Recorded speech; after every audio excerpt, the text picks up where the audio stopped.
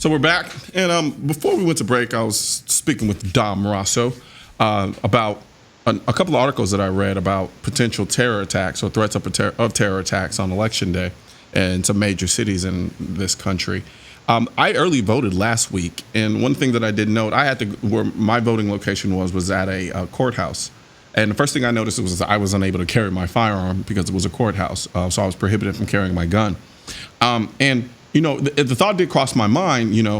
This would for somebody looking for a target-rich environment, and especially to leave a mark, especially one of more of a mental standpoint. Attacking an election poll, it seems pretty not so far outside the league of things to happen.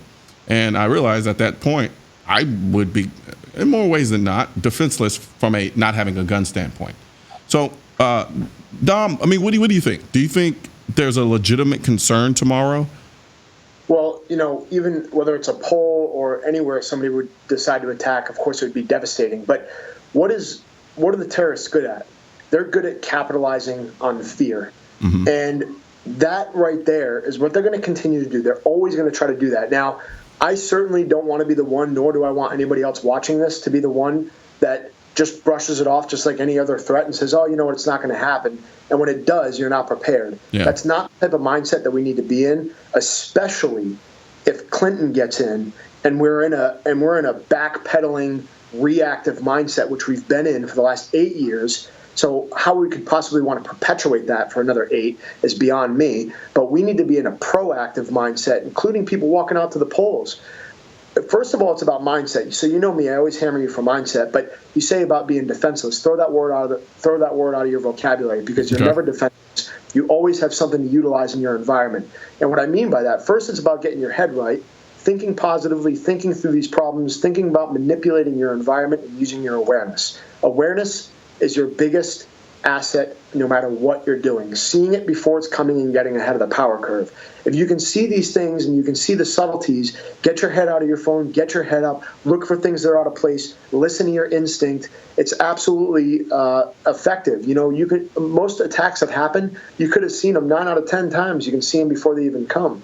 So if you use your awareness, you're going to be able to mitigate these. Now, the other thing that I'll add to that is if you're not allowed to carry, if you go into one of these gun-free zones, First of all, that in itself is unsafe. We all know the lie of gun-free zones. But the bottom line is that manipulate your environment. Understand cover. Understand concealment. Put yourself in a good position. Find the walls. Find the exits. Find the outs. That's not just with going to vote. That's with anywhere. Just be aware, and you'll be able to mitigate these problems and crush the percentage of something happening to you down to nothing. Yeah, For a lot of people, like, what was interesting, though, I'll get to that point later. When I was leaving the actual courthouse after voting, I was going into the parking lot, and I just saw this guy sprinting at top speed, which was interesting because I'm just not used to seeing that downtown. Just somebody just flying, and he had a bag on. And then I lost sight of him for a little bit, and then he reappeared, still sprinting at full speed. But this time the bag was gone. So it kind of tripped me up a little bit. I'm like, whoa, what's going on here, right?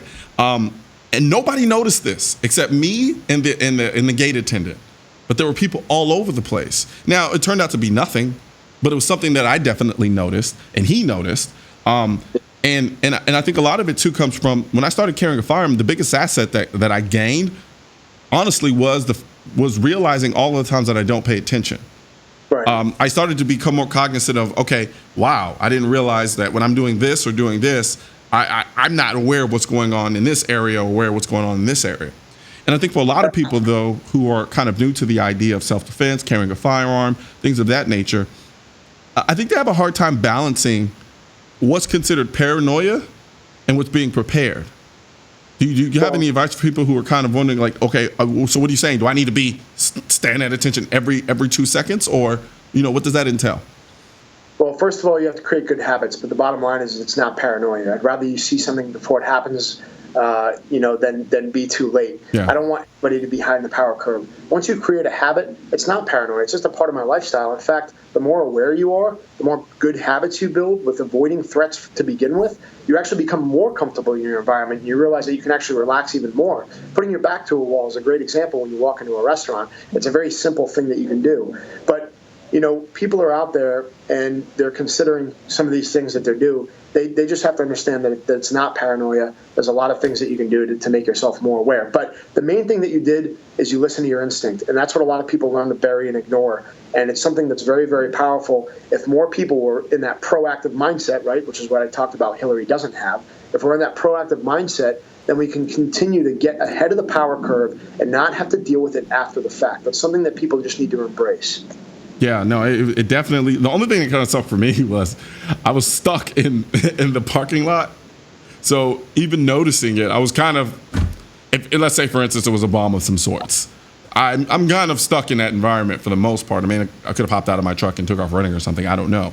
But nonetheless, it was something that I picked up on pretty quickly that I don't think I would have picked up on had it been 3-4 years before I actually started carrying a firearm. Well, when you talk about carrying a firearm, there's 4 safety rules, right? Mm-hmm. Well, actually, there's 5 because it's one people don't talk about ever. And I learned this from Tom Kyer from SEOC.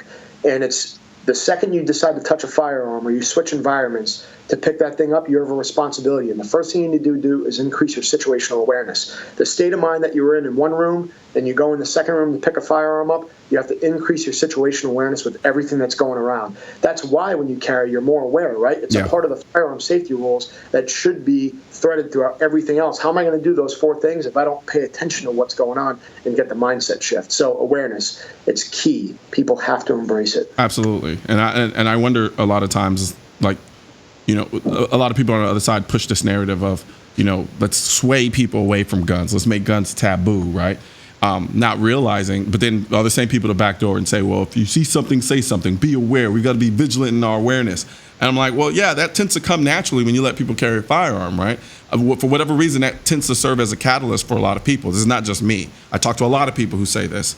They become more aware. Not only that, they start to be more cognizant of their certain weaknesses, so to speak, in terms of when they don't have a firearm. So then they start to want to get in better shape because they want to have more of a cardiovascular ability to deal with running and things of that nature. So almost just wanting to improve themselves overall. But for whatever reason in this country, there's an aspect or group in this country that really tries to make it seem like the gun does nothing but destroy. I'll tell you what, awareness is key, and that's great, and you can mitigate a lot of risk. But I'll tell you right now, could you imagine, I don't know if you've ever talked about this in one of your videos, but could you imagine if people did not carry? Can you imagine if people didn't conceal? I mean, honestly, just sitting here, letting that flash through my head, we would have to deal with some serious criminal activity if there weren't good citizens out there with a gun on their hip willing to step up if something did happen. There's people like me walking. There's millions of people just like me walking all over the country. Yeah. And let me tell you right now, just because I'm aware, I probably mitigate or cause things bad not to happen on a daily basis just because of the presence that you have when you're paying attention to what's going on. Yeah, I guess the only drawback is there are no awards for it. So, if I carry a gun and if being like, let's say for instance, being in a culture of Texas where everyone's known to carry a firearm, we don't get to hear the thoughts in a criminal's mind who says, you know what, I'm probably not going to do this because this is Texas. They don't play around with stuff like this. There's no way to quantify that.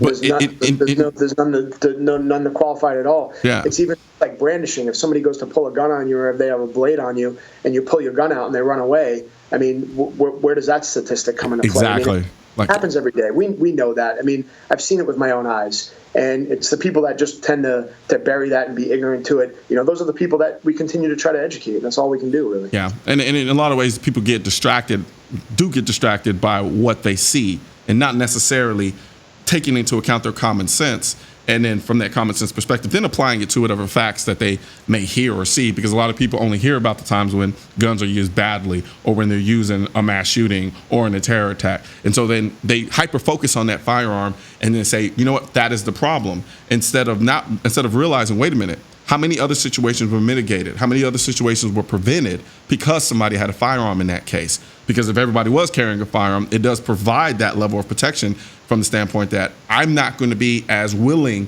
to engage in a criminal activity as a criminal if I know that a vast majority of the people who I'm going to encounter are going to be in a position to fight back. And that's obvious. That's Absolutely. an obvious point. Yep. But thank you very much, Dom. I really appreciate you for joining me. It's always a pleasure. Hope to have you back soon. And you have a good one, man. All right, brother. Thanks. See you soon. Absolutely. Crush everything at the polls. Yes, sir. And when we come back, we'll be joining us live will be Darren Lasort to talk about some of our guns of choices in particular situations like a zombie apocalypse.